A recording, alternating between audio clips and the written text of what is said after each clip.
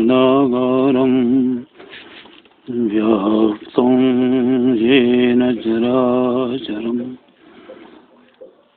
तत्पदं दर्शितं येन तस्मै श्रीगुरवे नमः। तस्मै श्रीगुरवे नमः।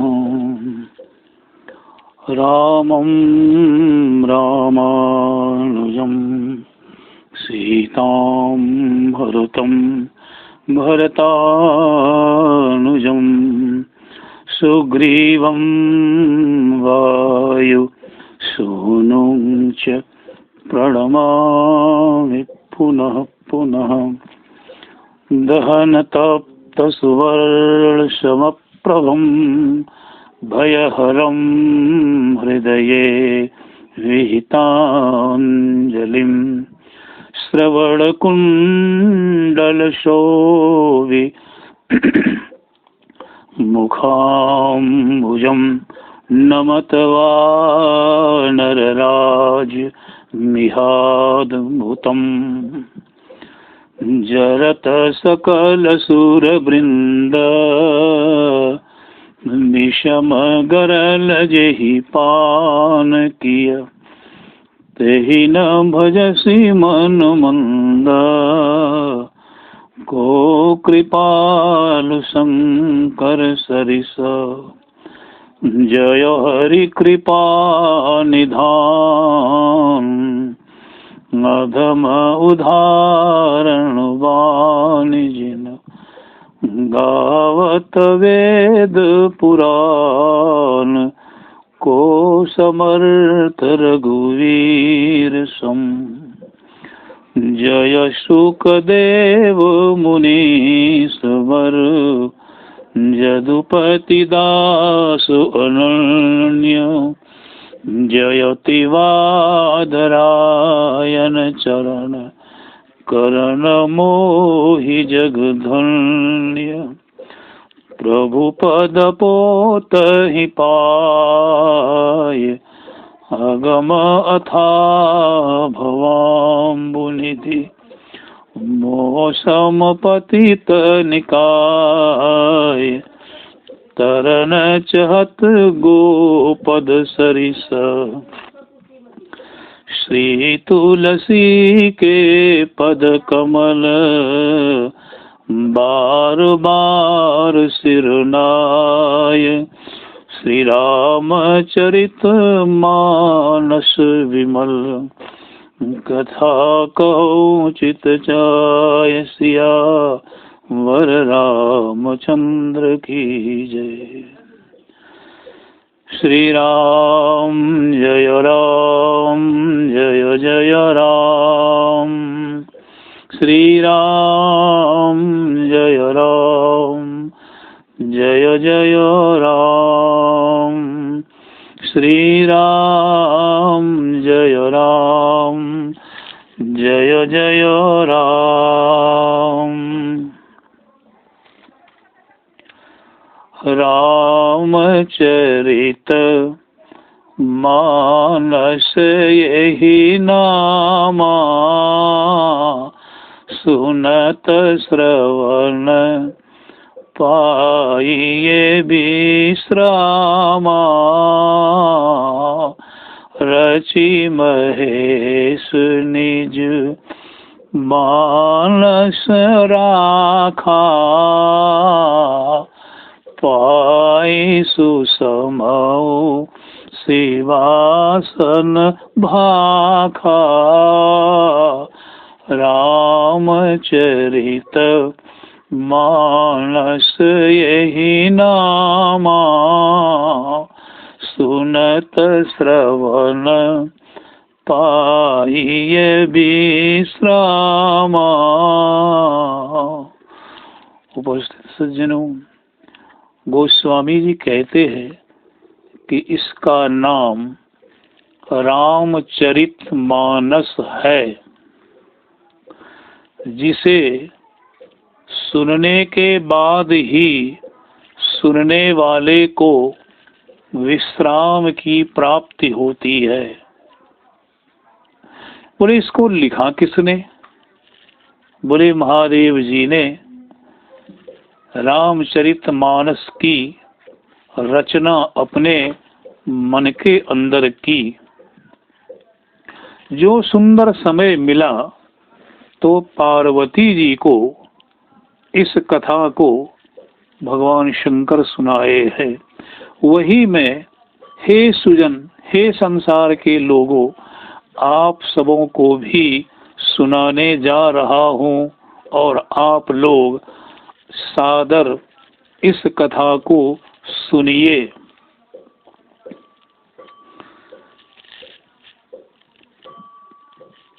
मानस के 4 घाट बताए गए। उन घाटों पर एक एक कथावाचक विराजमान होकर अपने अपने श्रोताओं को कथा सुना रहे हैं और सबके सब श्रोता लोग एक ही बात बोल रहे हैं कि उन्हें संदेह है, मोह है और भ्रम भी है।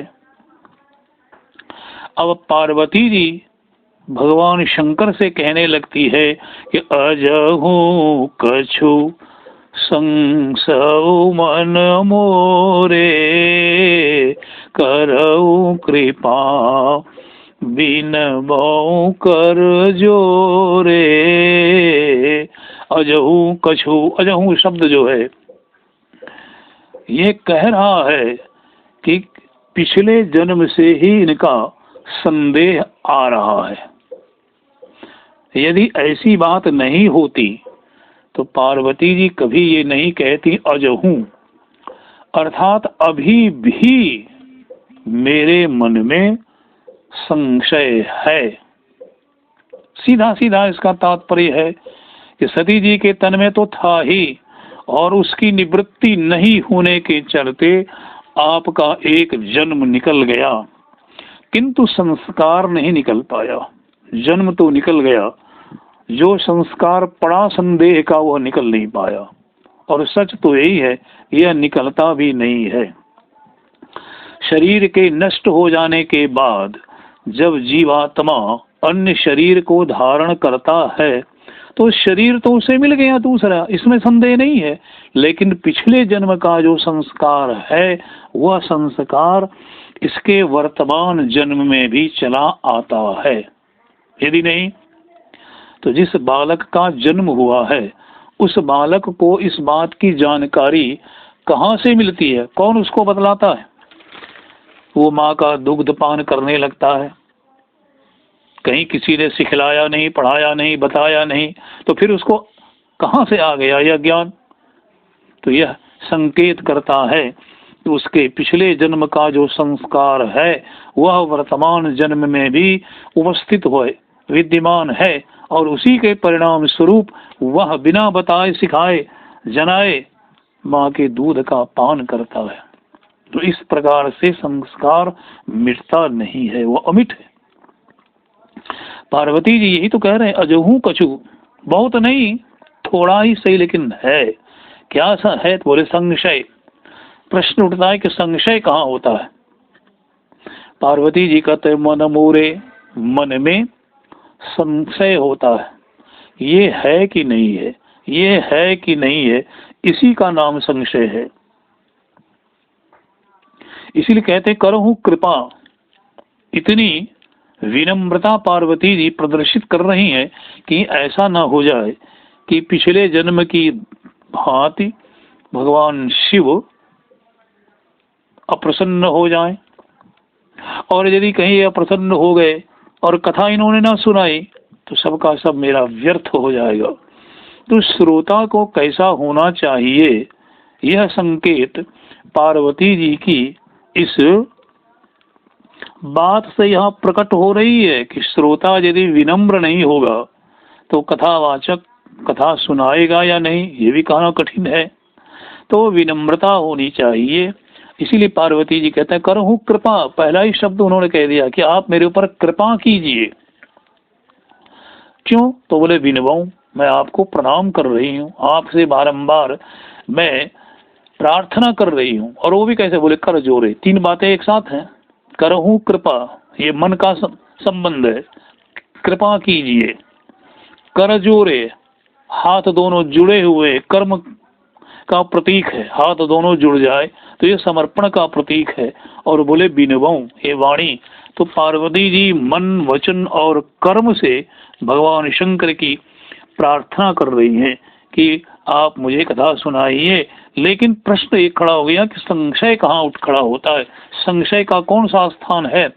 तो कहते वो मन है। अजहू कछु संशय मन मोरे, मन में संदेह होता है। आगे पार्वती जी कहने लगती है कि अज्ञ जानी रिस उरजनी धर हो, जही विधि मोह मिटे सोई कर हो। हे प्रभु, मैं तो अज्ञ हूँ, मैं कुछ जानती नहीं हूँ। और यदि सामने वाला अज्ञ हो तो कहने वाला जो है उसको क्या करना चाहिए? क्रोध को नहीं रखना चाहिए, क्योंकि जो अज्ञानी है उस पर यदि क्रोध किया जाएगा तो उसे ज्ञान की प्राप्ति संभव नहीं है हो पाएगी, क्योंकि वो तो डर जाएगा। और डरा हुआ व्यक्ति कभी भी ज्ञान को प्राप्त कर ले, ये संभव नहीं है, क्योंकि भय उसके मन में समाया हुआ है। इसीलिए गोस्वामी जी कहते हैं पार्वती जी के कथन को कि उर जो है हृदय, इस हृदय में क्या रहता है? बोले मोह। ये तीनों का स्थान गोस्वामी जी बता रहे हैं, संशय, मोह और भ्रम। इन तीनों के मनुष्य के पास तीन स्थान हैं। संशय कहाँ रहता है? तो बोले मन में। मोह कहाँ रहता है? तो बोले उर में, हृदय में। हृदय भावना प्रधान है, मस्तिष्क ज्ञान प्रधान है। तो पार्वती जी कहते हैं कि हे नाथ, मैं तो अज्ञ हूँ, और अज्ञ जान करके आप मेरे बारे में अपने हृदय में क्रोध को नहीं रखिएगा। और फिर वो कहती है कि जही विधि मोह, मेरा मोह जिस प्रकार से मिटे आप वही कीजिए। तो जिस प्रकार से मिटे अर्थात भगवान की सुंदर मंगलमयी सगुण साकार ब्रह्म की कथा को सुना करके मेरे हृदय के इस अज्ञान को दूर कीजिए। और मोह सकल व्याधिन कर मूला, मानस कहता है ना कि मोह जो है वो तो सभी रोगों की जड़ है, सभी रोगों का मूल है। और यदि पेड़ को काट दिया जाता है तो फिर पनप जाता है, और जड़ से उखाड़ करके निकाल दिया जाता है तो फिर पनप नहीं सकता है। तो जड़ से काटो, जड़ को खोद करके बाहर निकालो कि फिर से पनपने की कोई संभावना न रह जाए। अब फिर पार्वती जी कहती है कि शशि भूषण अस हृदय विचारी, हरहु नाथ मम मति भ्रम भारी। हे नाथ, हे शशि भूषण, जिसके मस्तक पर चंद्रमा आभूषण की तरह विराजमान है। हे प्रभु, हरहु नाथ, मेरे अंदर में एक भ्रम हो गया है। बोले वो सामान्य भ्रम नहीं है, बड़ा ही भारी भरकम भ्रम है, और इस भ्रम को आप दूर कर दीजिए। प्रश्न हुआ कि भ्रम कहाँ रहता है? तो पार्वती जी के कथन से स्पष्ट है कि मति में, बुद्धि में, बुद्धि में रहने वाले को भ्रम बोला गया। उपनिषद में भी जीव के तीन प्रकार के ये घातक तत्व बताए गए हैं, दोष बताए गए हैं। क्या है जी? मल दोष, विक्षेप दोष और आवरण दोष। और ये ही तीनों पार्वती जी के कथन में यहाँ प्रकट हुए हैं। भले ही शब्द में भिन्नता हो, लेकिन तात्पर्य में भिन्नता नहीं है। बुद्धि में आवरण नाम का दोष रहता है। आवरण नाम का दोष क्या करता है? सत्य को ढके हुए है, वह दिखलाई नहीं पड़ रहा है। जैसे आग अंदर है और आग के ऊपर भस्म की राशि बिखरी हुई है, भस्म को छूने से कोई जल तो नहीं रहा है, और उसे हटा दिया जाए तो फिर आग दिखलाई पड़ती है। वैसे ही बुद्धि में आवरण नाम का जो दोष है, इस आवरण नाम के दोष ने परमात्मा को आवृत कर दिया है, ढक दिया है, और ढके जाने के कारण हमें वह दिखलाई नहीं पड़ रहा है, हम उसको जान नहीं पा रहे हैं। इसीलिए कहा भी गया है ना, यतो वाचो निवर्तन्ते अप्राप्य मनसा सहो, क्योंकि बुद्धि ने उसको ढक दिया। तो दिखाई कैसे पड़ेगा? जब बुद्धि के ऊपर से जब ये आवरण हट जाएगा तो वो दिखाई पड़ेगा। जैसे भस्म के हट जाने के बाद व्यक्ति को अग्नि का पता चलता है। मन में जो दोष होता है वह मल दोष होता है, विकार, और यही यहाँ मन में रहने वाला दोष मानस में संशय कहा गया है। और विक्षेप नाम का दोष जो है वह यहाँ मानस में मोह कहा गया है। अब यही बात गरुड़ जी भी कह रहे हैं। क्या कहते हैं? देखी चरित अति नर अनुसारी, भयउ हृदय मम संशय भारी। देखी चरित अति, चरित देखा, कैसा चरित देखा? जैसा मनुष्य करता है।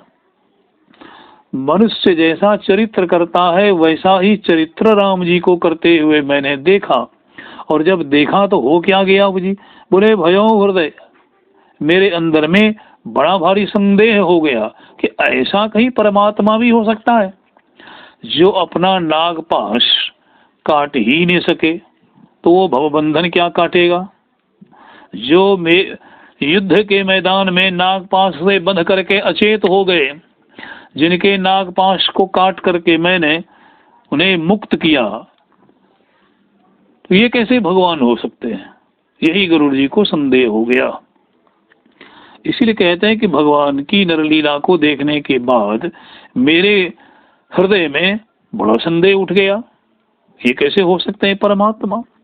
अब बोले देखो ना, उसी का ये परिणाम अब मुझे पता चल रहा है कि कितना मंगलमय हुआ। कहा कि जी यदि ये मेरे पास नहीं आया होता तो भला बोलिए मैं आपके पास कैसे आता, और जब आपके पास नहीं आता तो बोलिए भगवान की ये मधुर कथा सुनने का मुझे अवसर कैसे मिलता, और यदि मैंने कथा ना सुनी होती तो फिर मेरे संदेह मोह भ्रम कैसे मिटते।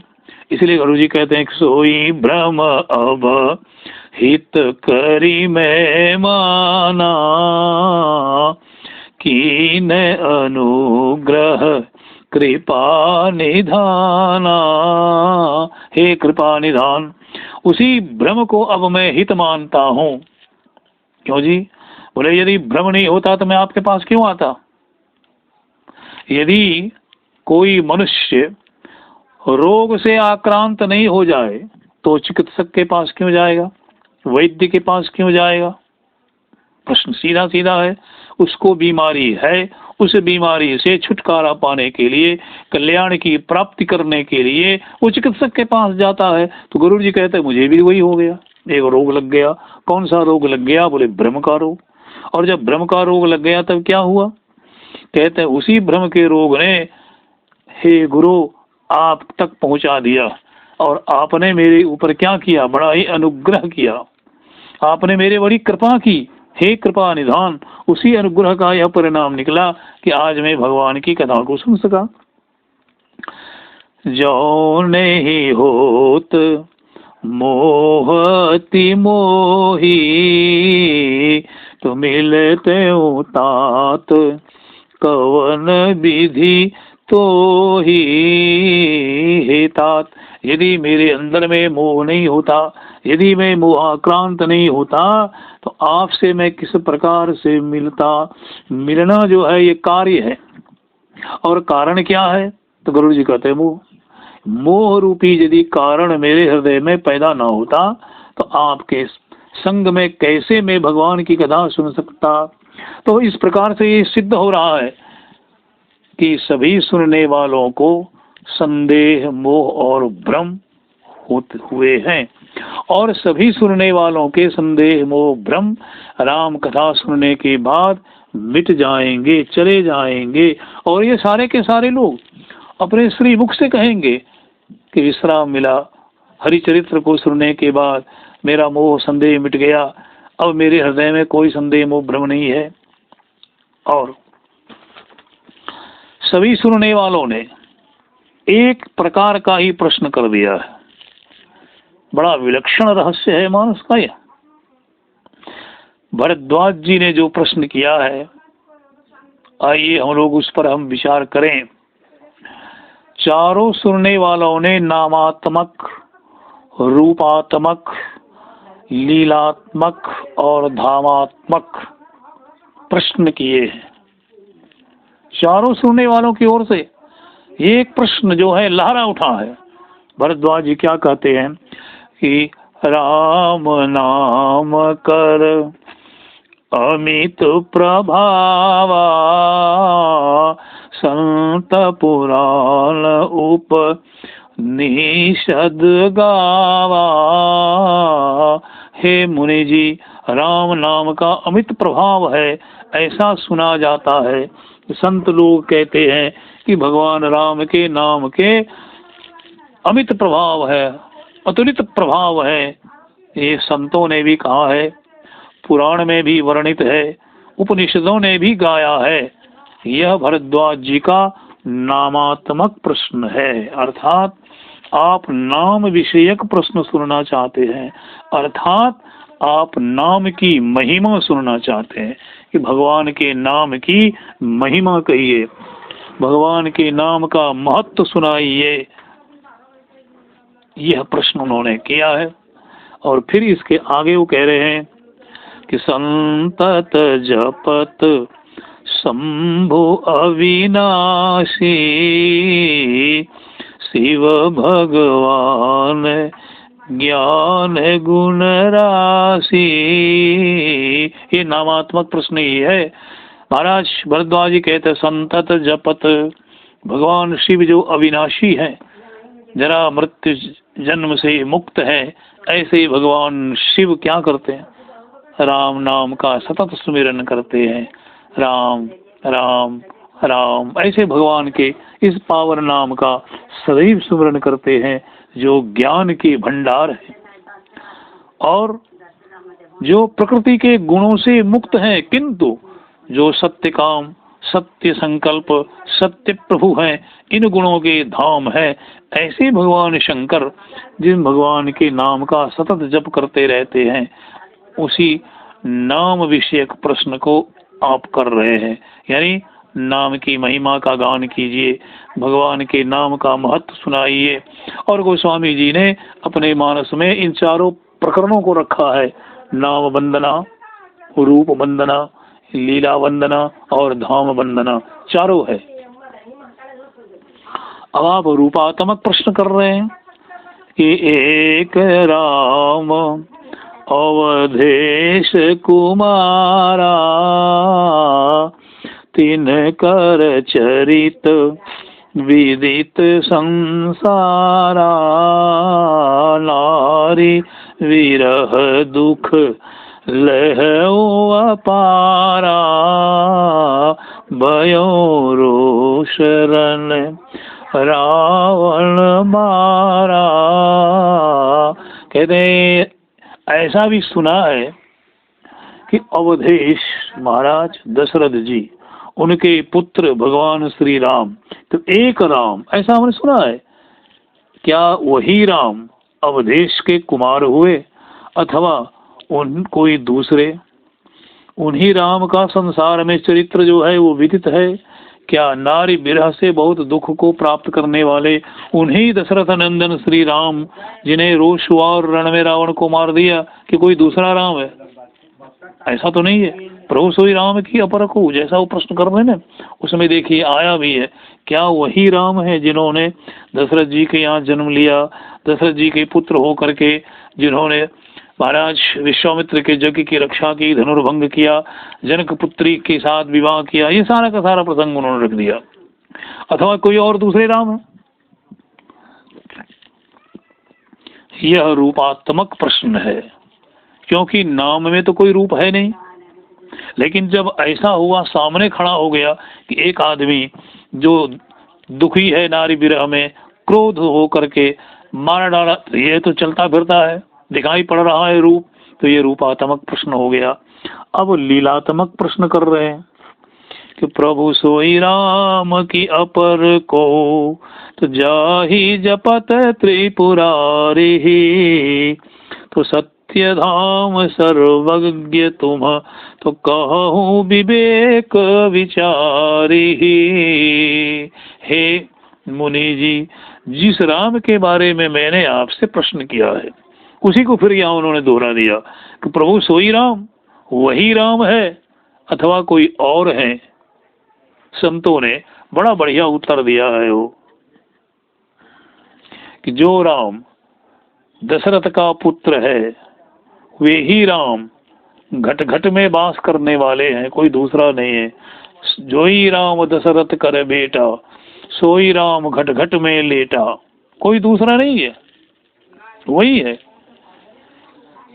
पार्वती जी ने, भाई भरद्वाज जी ने प्रश्न कर दिया कि प्रभु सोई राम वही राम है, कोई दूसरा है? बोले जा ही जपत त्रिपुरारी, जिसको भगवान शंकर क्या करते हैं? जप करते हैं, जिनके नाम का जप करते हैं। तो ये सिद्ध हो गई बात कि नामी से बड़ा नाम है। नाम को जप करते हैं, नामी को तो कोई नहीं भजते। जो भी आदमी भजता हो तो नाम को भजता है, नामी को तो कोई नहीं भजता। तो स्वतः सिद्ध है कि राम से बड़ा, प्रभु से बड़ा प्रभु का नाम। तो कहते हैं प्रभु सोई राम की अपर को जा ही जपत त्रिपुरारी, कोई दूसरा जपते होता तो कोई बड़ी बात नहीं थी। इसमें कह सकते थे चलो जपता है जपने दो, लेकिन भगवान शंकर जैसे महापुरुष जो ब्रह्म के स्वरूप माने गए हैं, जो सर्वव्यापक कहे गए हैं, सर्ववेद स्वरूप कहे गए हैं, ऐसे भगवान शंकर जिन राम के नाम का अहरनिश भजन करते रहते हैं, जप करते रहते हैं। हे सत्य धाम, आप सत्य के धाम हैं, अर्थात मुधा वचन नहीं ईश्वर कही। भगवान शंकर कभी झूठ बोल नहीं सकते। इसीलिए पार्वती जी कहते हैं, ये भरद्वाज कहते हैं कि सत्य धाम, सर्वज्ञ हो आप विचार करके कहिए कि क्या सत्य है, क्या यथार्थ है। अब आपने एक प्रश्न और कर दिया है, इसको कहते हैं धामात्मक। आकर चारी जीव जग अहै, काशी मरत परम पद लहै। महाराज भरद्वाज जी कहते हैं कि आकर चारी, संसार में जो जीव हैं उनकी चार खानियां कही गई हैं। बोले भाई कौन कौन है? बोले मनुष्य है, जो अंडा से उत्पन्न होने वाला वो अंडज है, जो स्वेद से पसीने से उत्पन्न होने वाले हैं उन्हें स्वेदज कहे जाते हैं, अंडज, पिंडज, उखमज। जो तो बोले ये चार प्रकार की खानियां हैं, चार प्रकार के जीव हैं संसार में। और जितने जीव हैं कहते हैं काशी में जब मृत्यु को प्राप्त होते हैं ना, तो भगवान शंकर मरने वाले जीव के कान में तारक मंत्र का उपदेश देते हैं। और जब तारक मंत्र का उपदेश देते हैं तो बोले लाभ क्या मिलता है जी? बोले परम पद है, उन्हें मुक्ति प्राप्त होती है, मोक्ष को जीव प्राप्त करता है। तो इस प्रकार से नाम की एक बड़ी विलक्षण महिमा यहाँ गाई गई है कि नाम प्रभु का मुक्तिदाता है। भगवान का नाम मरते क्षण जीव को यदि सुनने को, सुमिरन करने को मिल जाए तो जीव मुक्त हो जाता है। यह नाम की बड़ी महिमा गाई गई है। तो भाई भगवान जब निर्गुण निराकार निर्विशेष रूप में थे, आपने यह विचार किया कि संसार के लोगों को मेरे पास आने में बड़ी कठिनाई हो रही है, थोड़ा सा मैं सरल बन जाऊं तो मेरे पास अधिकाधिक लोगों का आना हो। तो भगवान नाम रूप में प्रकट हो गए। नाम तो है, ध्वनि तो है, शब्द तो है, लेकिन रूप नहीं है। नाम में कोई रूप नहीं है। राम बोले, राम शब्द को तुमने सुना, लेकिन अब यह जो स्वरूप है उसके अंदर में है। जैसे बीज और बीज के अंदर में वृक्ष, तो बीज को कोई हाथ में लेकर देखे तो उसको देखने से वृक्ष तो दिखलाई देगा नहीं, वह तो तब होगा जब बीज को धरती में लगा दिया जाए। उचित वायु जल सबका उसको भाग मिलेगा तो समय आने पर वह बीज गलकर वृक्ष के रूप में निकल आएगा। इसी प्रकार से भगवान के नाम जो है, उस नाम में कोई रूप नहीं है।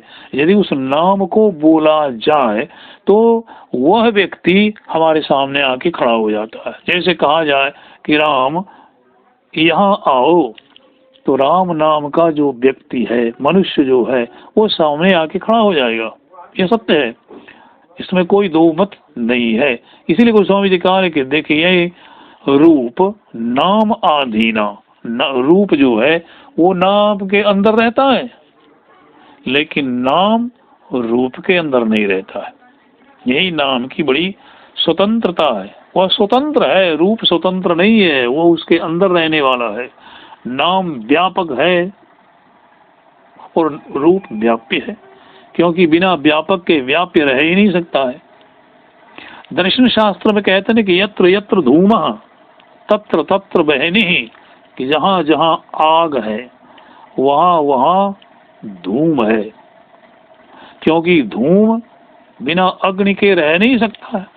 अग्नि है सर्वव्यापक और धूम व्याप्य है।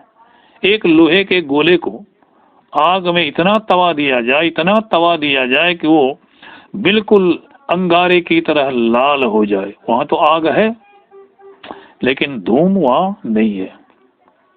वहां धूम नहीं है।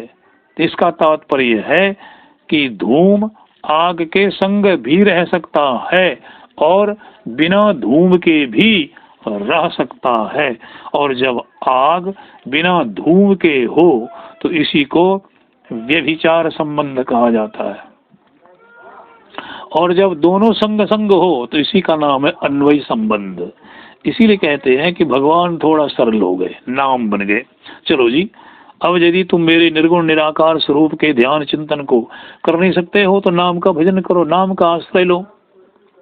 किंतु जब समय ने फिर एक बार पलटा खाया, भगवान को सोचने के लिए विवश कर दिया कि अब मेरे पास भक्तों की कमी होने लगी है, आने वालों की, थोड़ा कठिन हो गया नाम जप, क्योंकि यह एकांतिक साधना है, वैयक्तिक साधना है। अब इस साधना में कुछ व्यवधान उपस्थित हो जाने के कारण भक्तों का मेरे पास आने में कमी पड़ गई, तो भगवान क्या बन गए? रूप।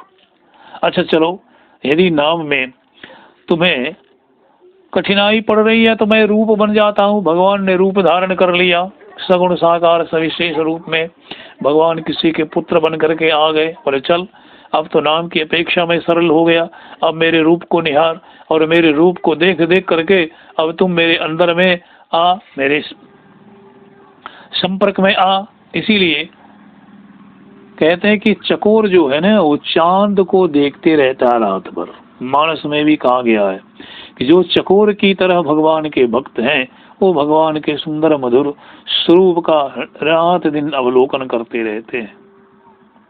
तो भगवान रूप बने। अब रूप बनने के बाद जब भक्तों को भी भगवान के पास आने में कुछ कठिनाई पड़ने लगी, तो भगवान ने कहा चल मैं और सरल बन जाऊं।